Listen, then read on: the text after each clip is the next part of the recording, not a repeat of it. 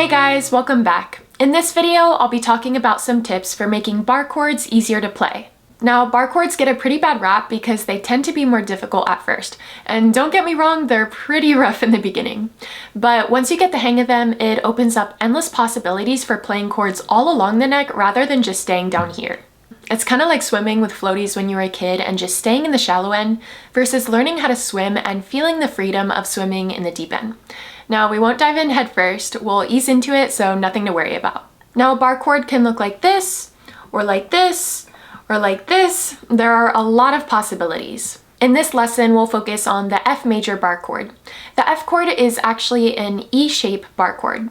I say E-shape because it's actually an E chord with your first finger barring the strings in front of it. So we have a basic E chord, right? We'll go ahead and rearrange our fingers to form the E chord with our second, third, and fourth fingers. Then we'll move our fingers up one fret or half step, and then take our first finger and bar the first fret. This just means that we press down those strings with our first finger. Now you've just made an F major bar chord. You can strum all the strings for this one. And technically you don't have to bar all the strings on the first fret, just make sure you bar both E strings and the B string since your fingers are already pressing down on all the other strings. Now when you first start playing bar chords, it'll probably sound like this. And that's totally normal.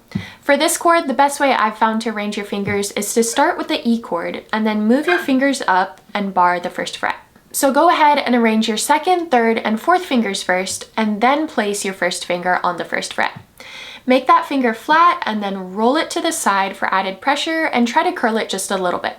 That's going to give you the grip and strength you need to press down those strings and let the sound ring out. Like every other chord, you want to make sure your fingers are as close to the next fret up as possible, but not too close or else it'll sound muted. So you got to find that sweet spot.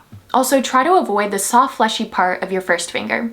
Really try and roll that finger back so that the finger bone is pressing down on the strings, and then make any adjustments as necessary. Now with bar chords, you have to be really careful with your wrist. You don't want to bend your wrist at a 90-degree angle as this can cause injury to your wrist and to the tendons in your forearm. To get a better grip, you can position your thumb a little further up the neck than your index finger. You can also pull your arm back a little and that'll give you more leverage. In the beginning, your first finger is gonna hurt a lot and it might be kind of red and maybe even calloused on the side if you're practicing a lot. But eventually as you practice, your grip strength will increase and bar chords actually won't seem too difficult. So cut yourself some slack here and be okay with it not sounding right for a while as you practice. The only way to make it sound right is to play it when it sounds kind of wrong for a while. In doing so, little by little, your bar chords will improve, and one day you'll go to play one and be like, hey, I just played a bar chord, no problem. Just give it some time. So now you know some tips for playing bar chords. I'll see you in the next video.